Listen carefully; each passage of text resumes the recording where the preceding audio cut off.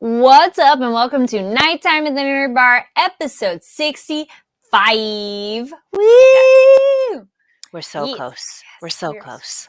So a couple few fun numbers coming up. Yes. Yeah.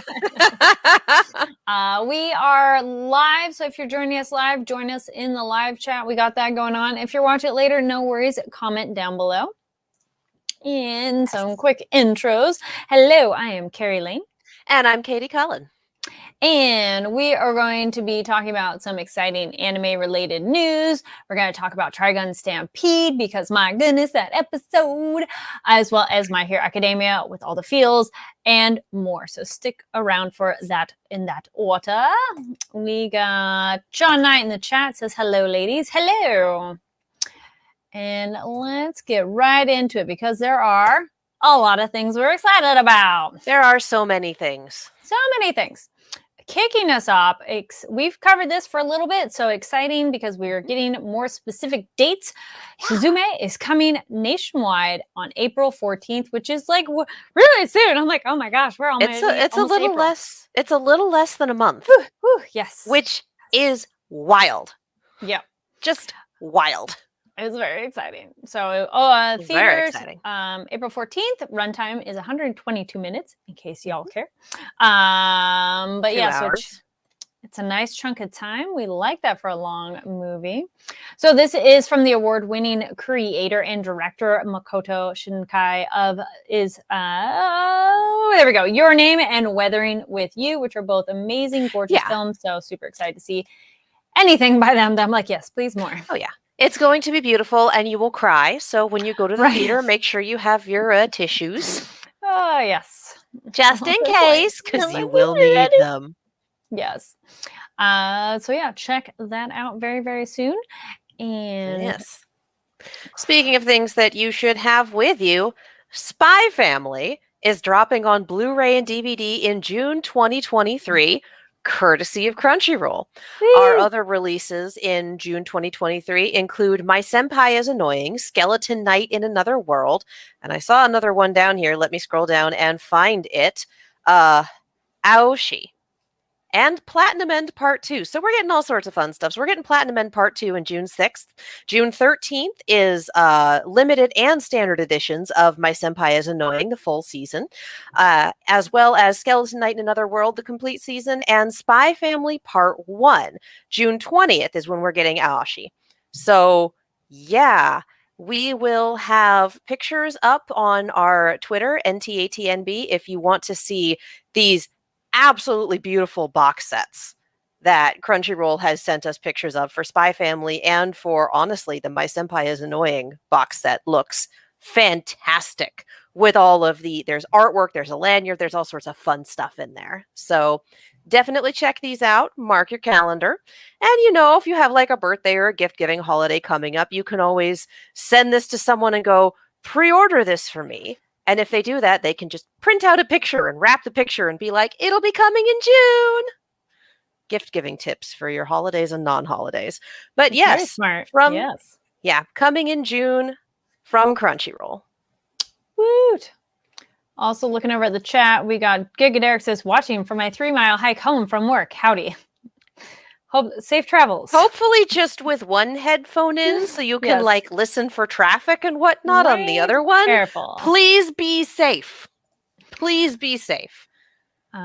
We're very, very happy that you're here and watching. We'd also rather have you watch the VOD and get home safe if it's like a trade-off. Just be safe out there, all right? All right, and then more news from Crunchyroll. So this one's a little unique that I was like, oh, okay. Yeah. They are teaming up with Saturday's Football and the LA Galaxy to host Blue Lock soccer tournament based on the hit anime. And there will be tournaments held in Los Angeles and Dallas. Dates to be TBD for Dallas, so stay tuned for that. So that will be on Saturday, March 25th at 11 a.m. This is a free event. And if you go check out our Twitter, which Katie had just mentioned. NTATNB. Yes. I'm like, we need a lower third for that. I know. I was like, I'm trying to grab it even now as we're talking about it. Yeah. But this is, here we go. Go That would follow there. Go check Yes. out NTATNB for all these kind of photos and everything we were talking about. So, yes, check that out for the LA Galaxy event and Blue Lock, which I'm like, that sounds really fun. And the fact that it's free. There is a link to the Eventbrite to sign up for the tournament portion of it. So check that out on that Twitter link we just posted. And that's how you're going to RSVP for it. And winning team will receive a Blue Lock prize pack that will include various exclusive swag and custom Blue Lock and Saturday's football jersey that will only be available for the winners of the tournament. And all participants will receive a Crunchyroll free trial to watch Blue Lock. So check that all out, which just sounds really... So you said that was the 25th or dates TBD? I heard both things. Both, because Los Angeles is on Saturday, March 25th, 11 a.m. And Dallas is the to be determined. Those dates have not been released just yet. So that is this Saturday if you're in LA. Yes, coming up real fast. So go sign up on the Eventbrite link. Yep. And we got Giga says, I am safe, making my way downtown. All right. Like, how can we not sing that? Yes. All right. Making my way. Yeah, I know. All right. Yes, you got more news. Critter references in this show, I swear. Yes, we have spring manga news from Ablaze, or I should say spring we're going to try that again. Comics and graphic novel news from Ablaze. We are looking at their spring and June and July lineups. It looks like the big one for June is they are dropping Wakfu Volume 1. So for those of you who are into Wakfu, keep an eye out for that. It's Wakfu Volume 1, The Quest for the Eliotrope Dofus. So that'll be out on June 14th. We're also looking at Volume 1 of Terror Man if you want something particularly terrifying. That's going to be June 27th. Spot It, Double Trouble is also June 14th. This is one that looks like it might be aimed at a slightly younger crowd and also includes matching activities. So, you know, get some comics for yourself, maybe get some comics for your younger sibling, and also for yourself, because things aimed at the younger crowd also tend to be fun. Shepherdess Warriors Volume 1. The advanced solicitation is open now, and the book is available on July 25th. So that is our July drop. And then we have a few continuing issues as well. We have Animal Castle Volume 2, Mighty Barbarians Issue 3, and Traveling to Mars Issue 7, also all coming out in June. So that's a lot. That's a lot. That is a lot. I love that we get the rollout for the new titles, and we also have the, in case you missed it, this stuff is really cool and also still ongoing.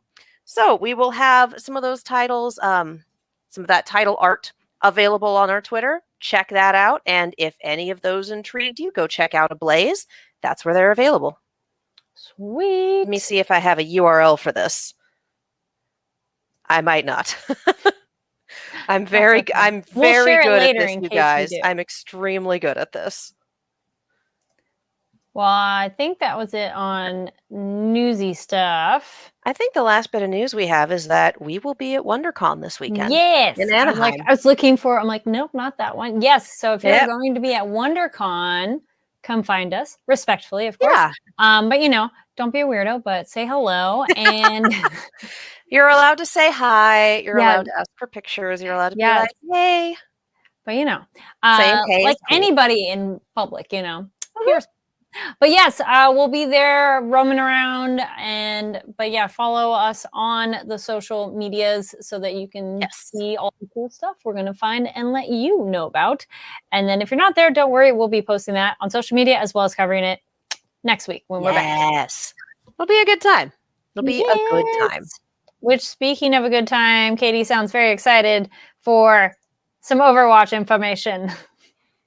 We're coming back, you guys. Season starts this week. We are looking at Pro-Am West. We are starting Thursday the 23rd, 1 p.m. Pacific, We still don't know if it's going to be on Twitch or YouTube. I have been trying to find that information and it has not been announced yet. But it is going to be available. It is going to be online play, and we have switched up how this works. We've already talked a little bit about the Pro-Am qualifiers and how a number of contenders teams have made it in to kind of play with the big leagues, as it were, and as a reminder, our NA teams are Saints, Trick Room, Redbird Esports, Timeless, and Wisp, and Twisted Mind and Team Peps are our teams from EMEA.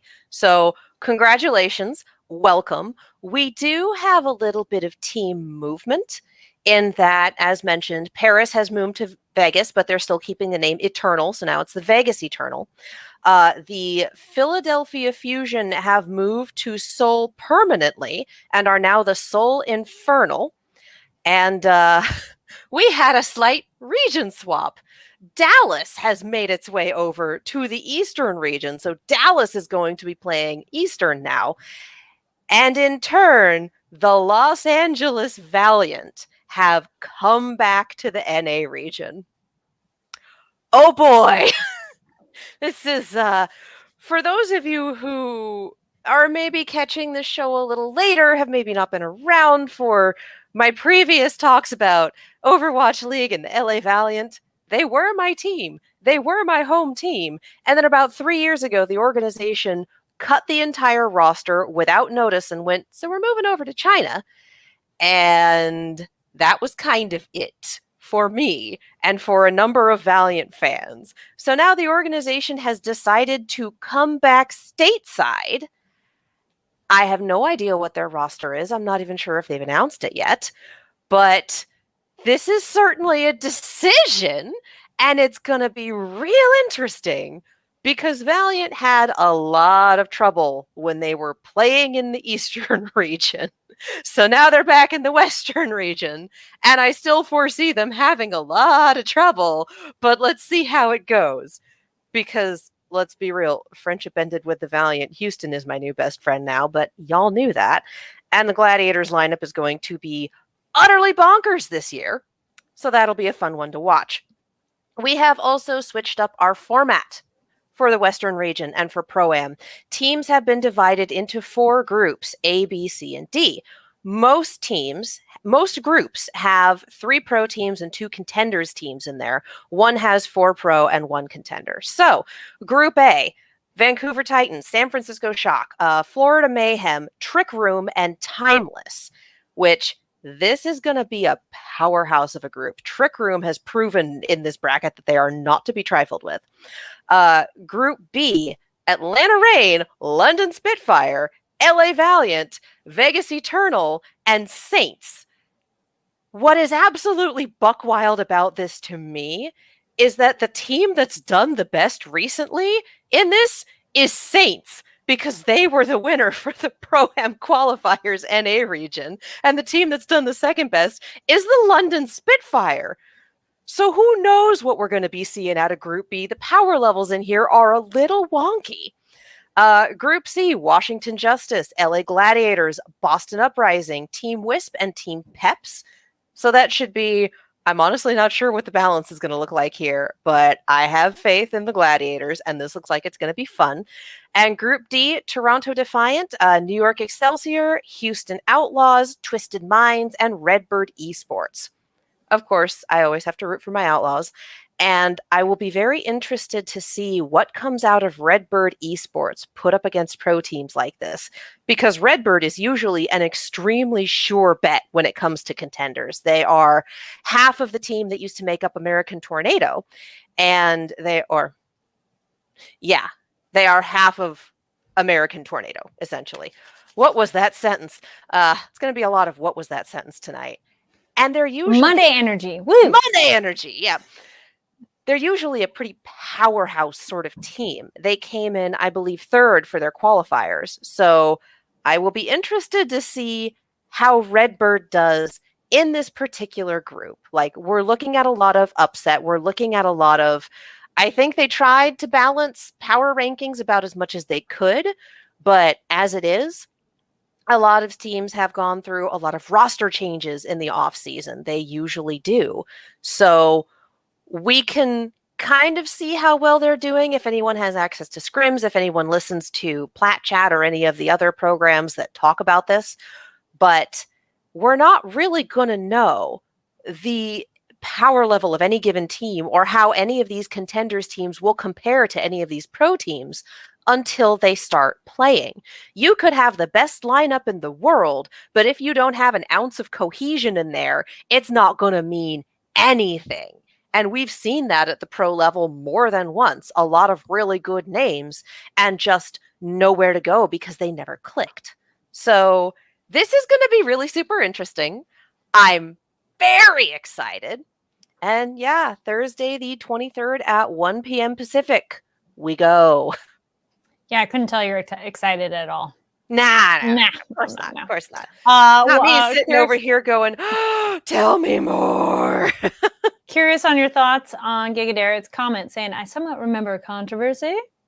Yeah, I mean, it happened a few years ago. Okay. And I bring it up whenever there's time for a history lesson because I feel like we've had it's Valiant and Vancouver who really upended both the lineup that they had and the fans that they had of that lineup. Like, there are still people who refuse to root for the Vancouver Titans because of what happened middle of season 3 when they dropped their entire extremely talented roster for reasons and picked up a bunch of contenders players. And it was a roster from a team called Runaway that had been together for a good long while. And so Vancouver essentially brought in all the Runaway fans going, our team actually stayed together. We get to see them play. They did amazing. And then just whoosh, middle of season 3. So once again, you support the players through this. The players don't make these decisions. It's the organization that occasionally goes, quick question, what are you doing? So, yeah, I will not root for the LA Valiant anymore. And it is a hell of a change, considering that I still have quite a bit of Valiant merchandise in shades of green and gold. And they used to be my chosen number 1 team. So, times change. People make decisions. Such is life. Speaking of time changing and making decisions. Yeah, boy, oh boy. This cool.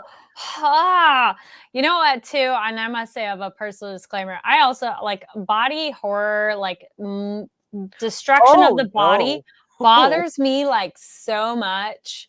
And like, I mean, it's not one of those like I'm gonna like throw up or whatever, but it's just really like. And we're watching a Yasuhiro Naito production? No, but it's also the part this where is what he do. I know, but there's the specifics that happen later, which we'll get to it. But you were not happy to see the test tube child. We'll get to all that. But for our new people joining us now, hi, welcome to hell. Yes, so we're covering Trigun Stampede, which is a show that is currently airing. We're not touching on the manga, so no spoilers on that.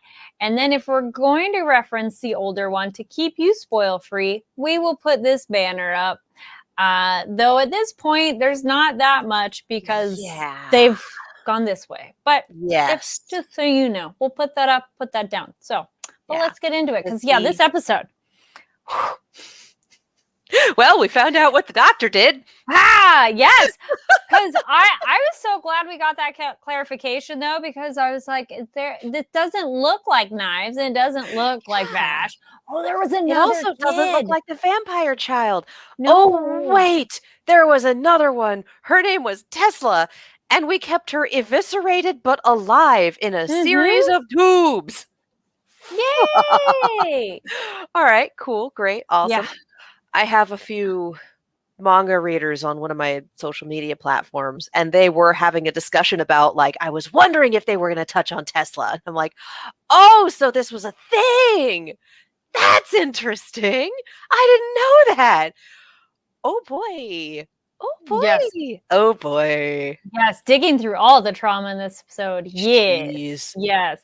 And this also goes back to the cool motive, still murder. But for like Knives and Vash to witness this at like per our understanding, a young age. And like, Yeah. this is one of your fellow people, a sibling, if you will, and that could be you. Yes, that would be very traumatizing. You'd be like, F all the humans. Like, no. So I'm Just like, no, none of that. Yep. And then I appreciate just the scene of Nye going, human history repeats itself, they never learn, while reading the Bible. Like, the Bible is not an accurate account of human history, but and I can definitely see how you would walk away from that if you had no other concept of human history and you read the Catholic Bible. My assumption would be King James edition, and the sort of weird take on humanity and human history that you would walk away from that with. And I say that as someone who's raised Roman Catholic and Irish Catholic. Like, y'all, I've been steeped in this my whole life, so I can sit here and say, yeah, there's some weird shit. Yeah, that's not a history tome. And it turns out that when you translate something from its original language into a different language, the translator can and will have opinions on things, and that does indeed change the language. So the King James Bible is not the original document, as it turns out. Anyway, wow, that was really close to getting to Tangent Corner. Almost. Point being, I can see why Nye would have that, oh, humans never learn, looks at a tome of humans having some trouble learning. Like, yeah. Well, also this good point too, war never changes. War never changes. I thought that was a very astute thing of, humans don't like it, but they seem to keep doing it a lot. It's like, yes, we agree. She's like, no, thank you. But the whole thing with Tesla, and of course that being the scientist going, I'm not allowed to die until his dream is happens. And it's like, oh, you mean that literally? You literally can't die. Oh my God, what the fuck? Are we surprised? No, but it's he has anime consumption, but he still can't die. So it's like, all right. Yeah. Like, he's had modifications. It's probably made it that body is still somehow able to hold on. But if think about it. He's been awake this entire time, and which makes him extremely old. And he probably has not gone in and out of cryosleep. It's been Nye leading him around by the nose from essentially the beginning. So he would have had to have had the modifications. It just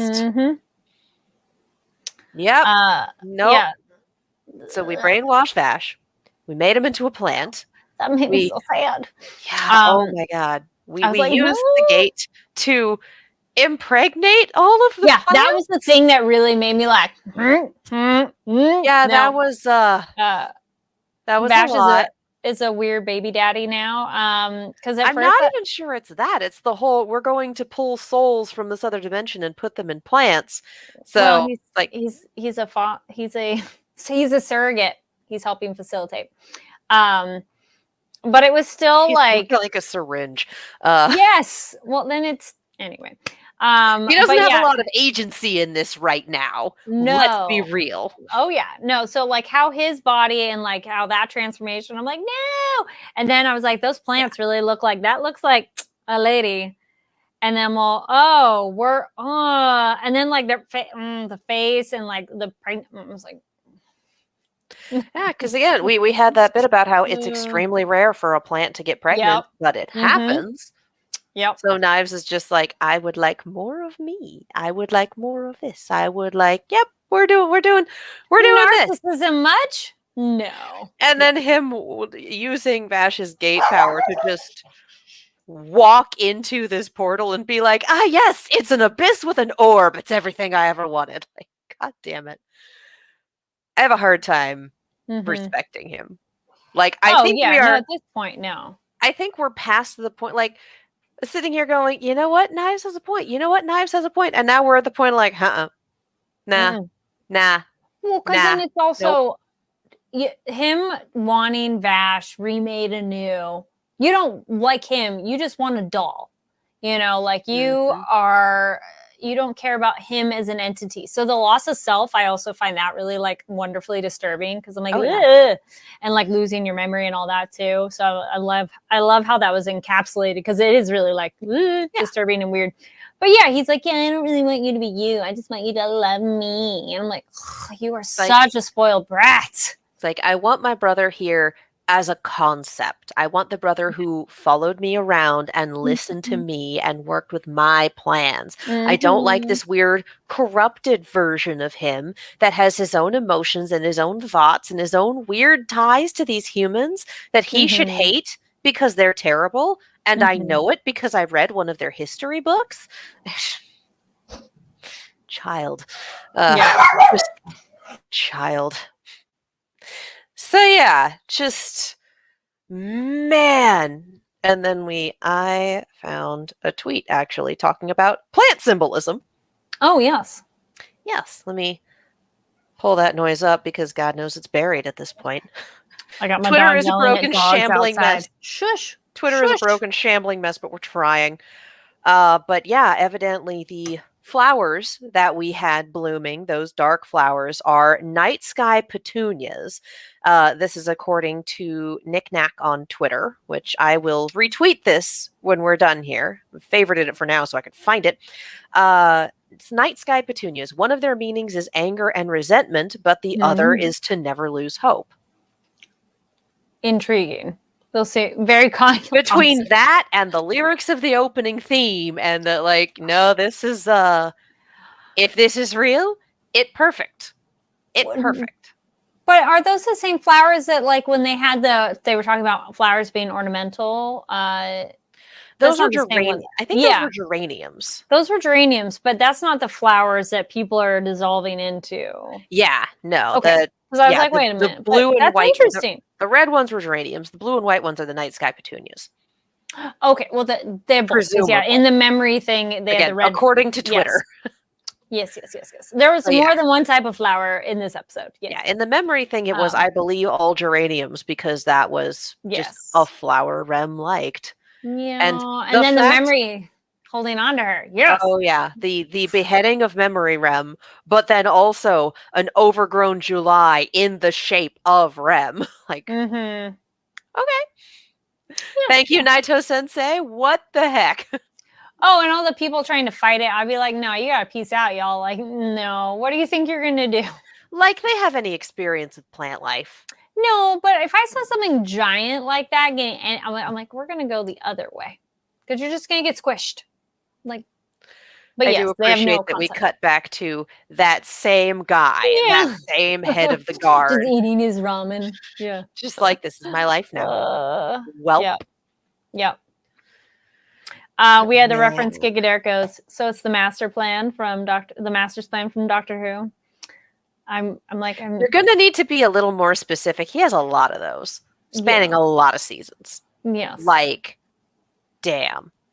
But I think it's I want my buddy and I need you to be the carbon copy and like not have a will of your own, but just do what I want. Maybe. Yeah. I think we're thinking that, but let us know. Last time he did that, he just kind of put the Doctor in a cage. Because you just want a pet. You don't want them to be independent individuals. Series 3, you guys. It was great and also got heckin' weird. But that's Doctor Who. It gets heckin' weird all the time. Yes. Yeah. But man, going through all those remedies and Vash losing his sense of self and fighting it so hard the whole time. Meryl having just the worst time. And Wolfwood finding Robert and going, I'm just going to take them cigarettes. The Steelies. The World of Plants. Oh. Yeah. Oh, World of Plants, World of make them all of you. Yeah. Oh, yep. Yes. Yep. All right. There. Yeah, that was that was a lot. I think that was the end of the specials. It was weird. It was all very weird. I need Wolfwood to hurry up, come back and save Vash. It's like, hey buddy, do something. Do the thing. Please, anything. Yes. And as my roommate brought up when we were watching it, where's Legato? Where did he go? He Just disappeared. He made a cameo. That was it. That's also part of what makes this feel so much like prequel. Like, we Mhm. got Legato, he exists. And then he and Livio just kind of whoop, whoop, whoop, whoop, whoop, off into somewhere. Yeah. Who knows? Who knows? I feel this is not relevant, but I still was kind of curious of like, yes, what? I like where Jacob Tremblay's My Father's Dragon came out. And I'm like, I don't think we're talking about that there, but I'm all, no? Different reference? Yeah. No, that is a movie though. I'm all teeny. Where'd it go? yeah. Teeny tiny tangent corner. My Father's Dragon. We did do an interview with that, which is here on the Fanversation channel from the Animatious Film Festival, which Katie and I both attended. So check those interviews out. And yes, there's an interview with Jacob Tremblay from My Father's Dragon, as well as other actors, and I think probably some other people involved with the film on that. So check that out. Yes. And I'm guessing that maybe is available now. So go watch the interview. All right. I think was there a lot more? I don't think I had anything to compare to the other because I'm like, yes, we went this way. Yeah, no. I mean, the 98 version was one of those anime where the manga had only gotten so far when they started adapting it. So they were trying very hard to, they kind of did their own thing. Which is really cool. Full Metal Alchemist, nice. Chrono Crusade, they did their own thing and it's a lot of fun. Yeah. It's just very different from all of this. So yeah, I think, well, let's see. Desiccated Child. We finally hit the noodle incident. That is the destruction of July. Yeah. Robert's still dead. I think we've covered just about everything. And my guess is 2 more episodes this season because I don't think we can wrap it all in one. That was kind of what we were thinking last time because I was like, this one's gonna fight and not be the end. So I think the next one will either be all the summary / at least half, because then we'll have the final episode to kind of button everything up enough before it's like, and here's more, Yeah, I'm guessing 13 episodes. I think you're all on the right lines there. Agreed. Alrighty, now we'll switch over to another kind of trauma. Our other best boy trauma of My Hero Academia, which there is no shot chaser right now. It's all just shots. Yes. We all need that best friend like Uraraka to yell at everybody and be that motivational speaker we all want and need. And just being able to stand up and be like, hey! I'm like, yes, you go, girl. I really love, for one, we've talked about Nikki Marina on TikTok before, and she has been doing summaries of My Hero Academia episodes, and hers for this one is just amazing, fantastic. We stand a queen. But yeah, just the fact that the point of this was, hey, we put heroes on stages, we think of them as larger than life, but they are still very much people. Like, yeah, he's got a crazy powerful quirk. Yeah, he's going to be the one who has to fight one for all eventually, but he is a teenager. He still goes to this school and has classes with us. Like, he's a kid. Yep. Just very much pointing out, so still a child, still a teenager. You put heroes on a pedestal, etc., but like, literal child. Yes. And I did appreciate that because it is it's hard to convey and like debate. It's not really argue, debate with people who are upset and scared. But she's like, okay, look at him. Well, why do you want us to be muddy? And she's like, no, that's not what I said. It's like, no, he's a child. It's like, yes, good job. Like, no, he is muddy for your sake. Yes. And we get our coda back too. It's like, yes. And just that little bit about, oh, what shoes do you want? I want red shoes because they look like Deku's. Like, oh my God. And also the woman that he saved like 2-3 episodes prior. Yeah.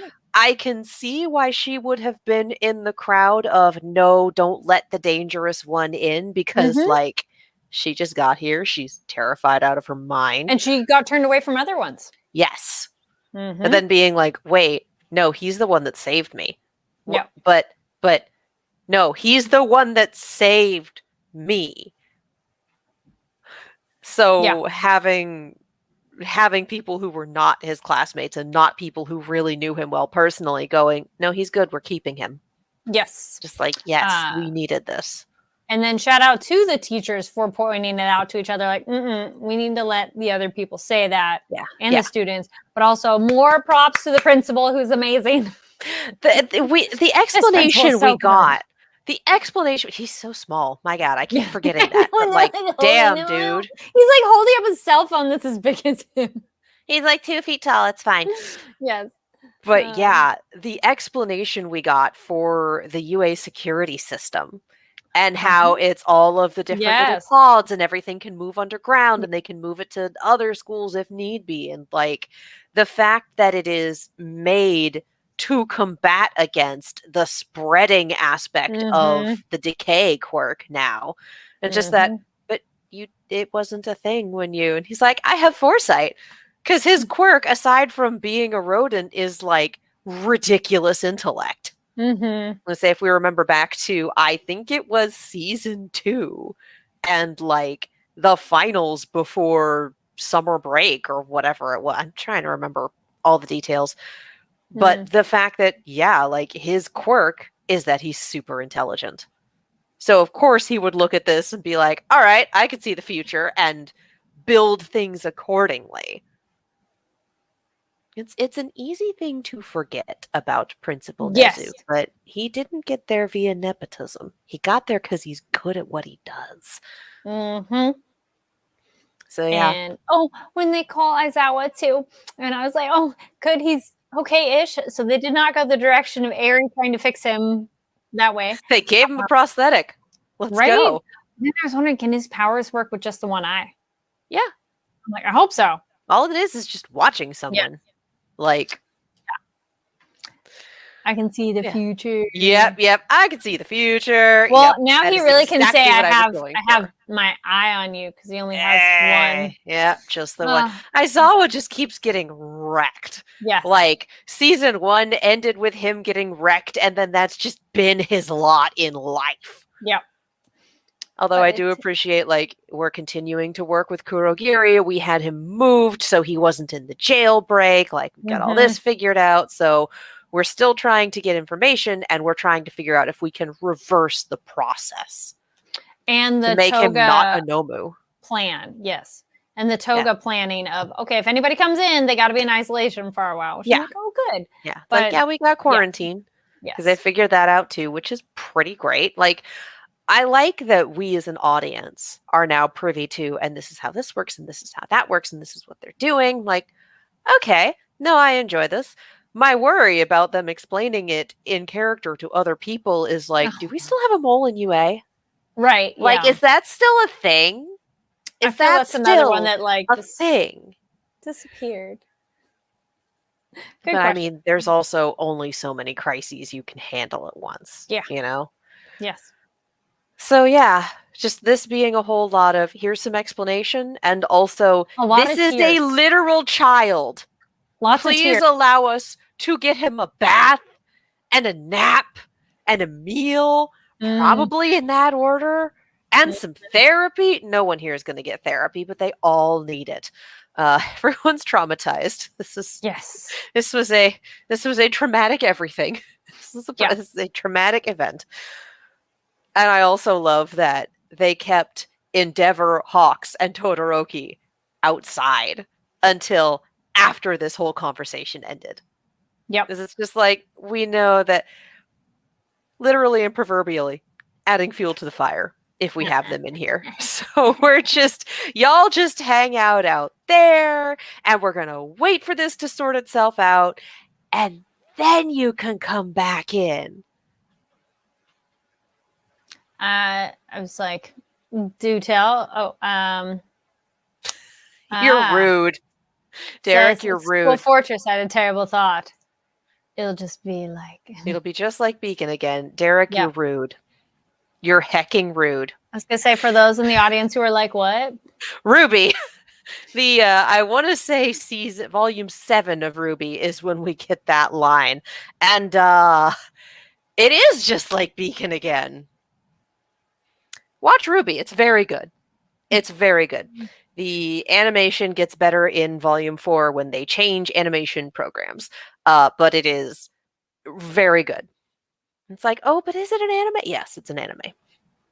It's all on Crunchyroll. It's all on Crunchyroll. There you go. It's there in the middle of volume 9. Trigun Stampede, it's an adjacent family, like, yeah, ballpark, you know. Well, Ruby is made by Rooster Teeth. It's made stateside. Well, no, just like the So visual style from someone versus watching like the 2D, like the 3D-esque. It's their not the same, maybe double feature vibes. Put up Tangent Corner. We're going to talk about this for a hot sec. Just do it. Just do it. I'm conditioned to expect the worst. Yes. Well, yes. Yes. Because I'm always Ruby. I watch anything and I'm sitting there like, oh gosh. No, the ongoing joke here is, yes. Boy, that's a nice child, family, group of people, friendship. Sure would be a shame if something were to happen to it. And then about 50% of the time, you're right. Yeah. Ruby is wonderful. Takes a little bit of time to get going, but it's fantastic. It is made by Rooster Teeth. It was conceived by the late Monty Ohm. And the first 3 volumes were made in an animation tool called Poser, which is solid for what it's meant to do, but wasn't necessarily meant to make an action show. So the fight choreography is amazing, and a lot of the smaller animations leave a little something to be desired. Season 4 is when they switch to I Believe Maya, and oh my God, it is a world of difference. But also keeping in mind that Rooster Teeth didn't have a dedicated animation studio for, I want to say, a season or 2 into productions. It wasn't Rooster Teeth Animation, it was Rooster Teeth, and here's the people within the company that do animation. So the first few seasons of Ruby were made on the budgetary equivalent of the change that you found in the sofa and a handful of Cheetos. It is a miracle that this show exists. Volume 9 is airing right now on Crunchyroll, and my God, it is beautiful. And man, that show. You think you know what it is to start. You think it feels a little magical girl, a little combat girl, a little school anime, like you think you know what it is. And then it starts pulling back and showing you more of the world and more of the world building, and you meet more of the characters, and then things start to occur, and all of a sudden you realize you had no fucking clue what this show was actually going to be. It's amazing. It has done some really funny stuff. It's done some very heartwarming stuff, and it has done some gloriously disturbing shit. And I love it. And y'all should watch it.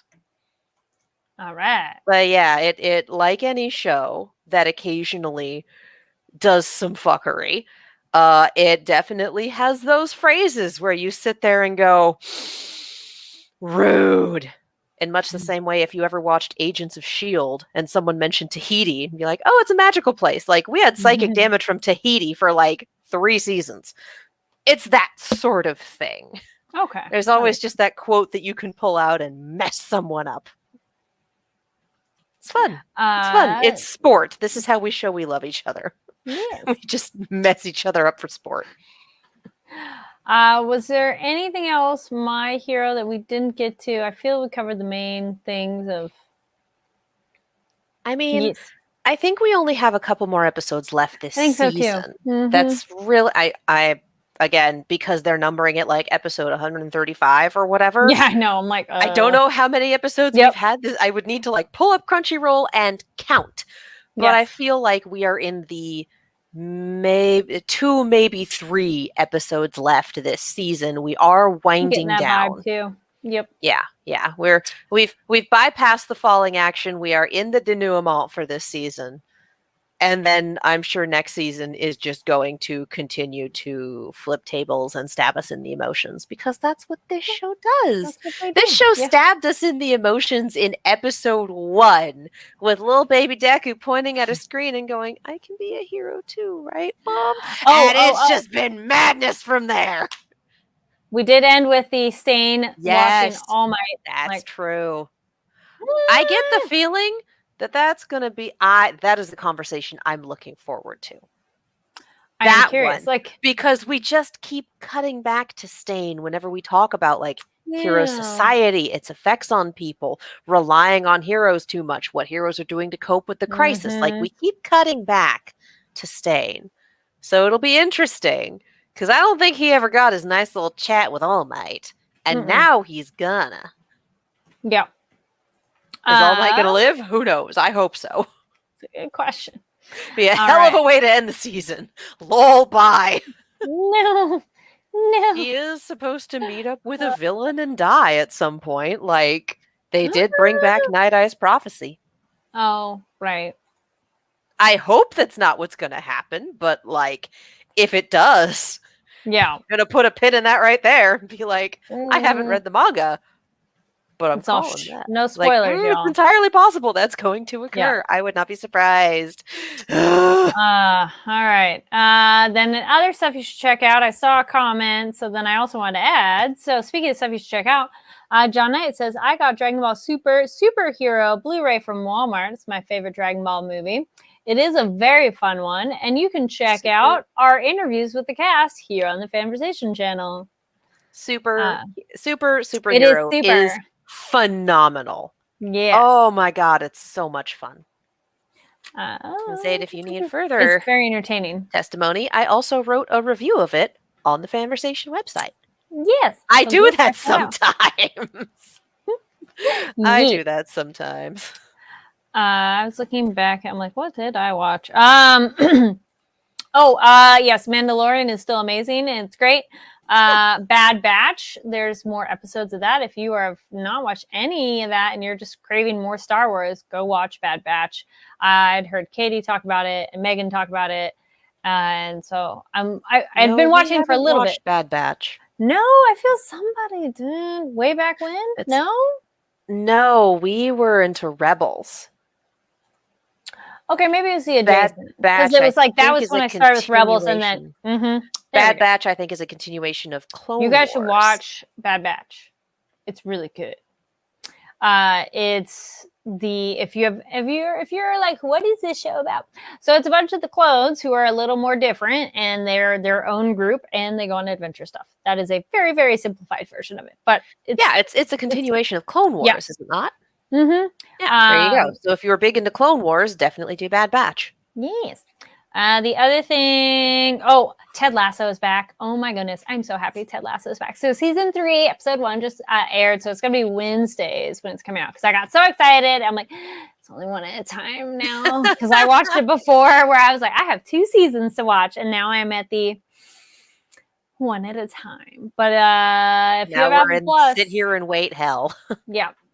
Or wait till it's all done and then just do a free trial or something and just watch all 3 seasons because it's such a feel-good show and it's like hits you on all the good feels. Yes. Yeah. Thank you. Yes, Gig Derek says for Bad Batch. Yep, Squad 99 is the name of their group. Yes. Alrighty, Katie, what are some things you've been watching, reading, or what not? Well, I've already said to watch Ruby. We just covered that, so definitely watch Ruby. We watched the Guillermo del Toro Pinocchio last night. Boy, that was a weird one. Guillermo del Toro is always if he makes something mystical, he really likes to sit here and go, what if fascism was the villain all along? And I wasn't expecting that in Pinocchio at all. Okay. And then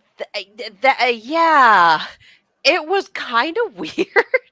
I mean, it's a Guillermo del Toro movie. Kind of weird is the baseline. Yes. But I did enjoy it. It was very good. I don't think I was in the right headspace for it to make me cry. And I know it definitely made a lot of people cry because this movie is a treatise on mortality and parenthood. So it's deep.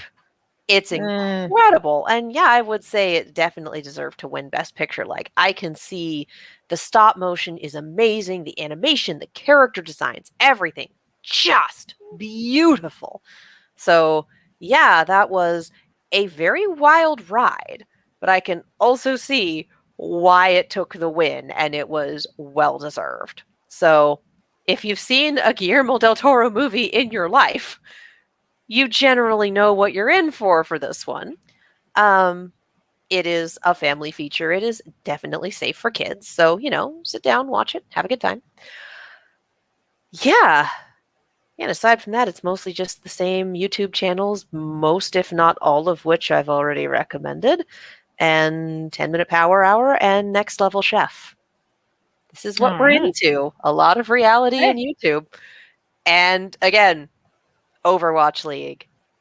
Pro-Am is starting on Thursday. Regular season starts in, I want to say, late April. So, yeah, if you would like to be assigned a team to root for, hit me up. I will assign you a team.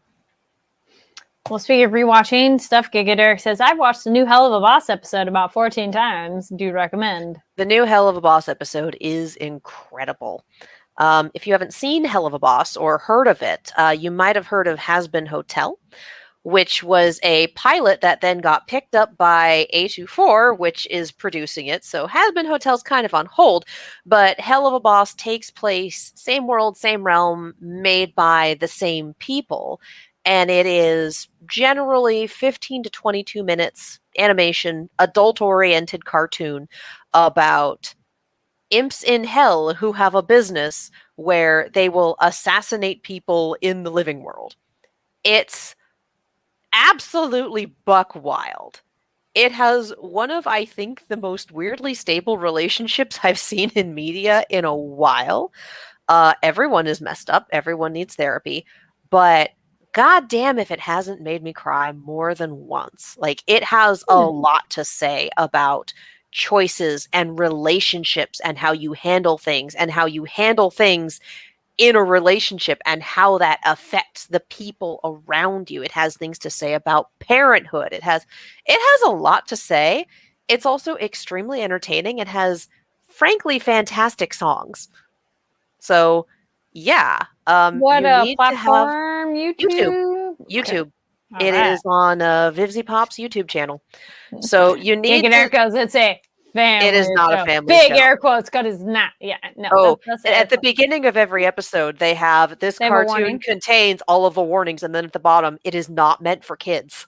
Like, that's smart. Yeah. So you gotta kind of have a stomach for violence, gore, sex jokes, etc. Like, it's very obviously an adult cartoon, but it's an adult cartoon with an actual story, sense of character, and something to say. Yeah. So, highly recommended. The pilot's not great. The actual show is fantastic. That happens, though. Sometimes they change direction, and sometimes for better or worse. Other times I've liked pilots, and then I'm like, oh, they didn't really do that anymore. But well, the pilot had a really big, almost like Family Guy vibe in its execution, and the show itself is definitely not that. In the best way. Again, it has a story and a sense of character. It's a family-focused show. Okay. I'll give you that. Big, weird, dysfunctional family. I love them. Something else to give the people. Give them where they can find you online. Yeah. You can follow me all over social media, as well as on YouTube and Twitch at Kiaxet. That is Kiaxet. If you are watching RWBY and you like reactions, those live on that YouTube channel. There will be a new one up tonight, as I'm just finishing rendering it while this show is happening. We multitask. I am also a co-host on Silver Screams, which is a horror-based channel. And we did I think it was an hour and 20 minutes, sit-down video about Scream 6, which we found to be absolutely phenomenal. The first 20-25 minutes or so are spoiler-free, so if you want to watch it and kind of get the vibe of the movie before you go see it, awesome. If you don't care about spoilers, if you've already seen the movie, watch the thing. That should be going up sometime this week, so keep an eye out for that. Yeah, we have fun. And again, we're going to be at WonderCon. Yes. And you all can find me online at Carrie D Lane. That's KARIDLANE. And also, just because a few things we've mentioned, check them out on the NTATNB Twitter. We post a lot of stuff is on there as well. And then, of course, on this channel, make sure to give the video a thumbs up, subscribe button. And there's so many interviews of different things we've done living here on this channel. So if you're interested in voice actors as a voice actor, playlist. If you're interested in film festival stuff, we have a lot of that coverage as well. So I know a few people in the chat were asking different questions on things. So go check out those playlists because there's lots of other videos on there. And yes, so I'm on the interwebs, Carrie D. Lane, all social media platforms. And yeah, just stay tuned for WonderCon stuff, and pretty much everything is posted on one of those channels, so you'll find it. And we'll be seeing you all at WonderCon and bringing you the excitement from there soon. And then otherwise, we'll be seeing you next Monday, bringing more of that Monday energy. And thank you, everybody who joined us in the live chat. And again, no worries if you watch it later. Comment down below on the different stuff we've talked about. Yay! We like hearing from you. Yes. Thank you again, everybody, for watching, tuning in. And we'll see you next week. Bye. Bye.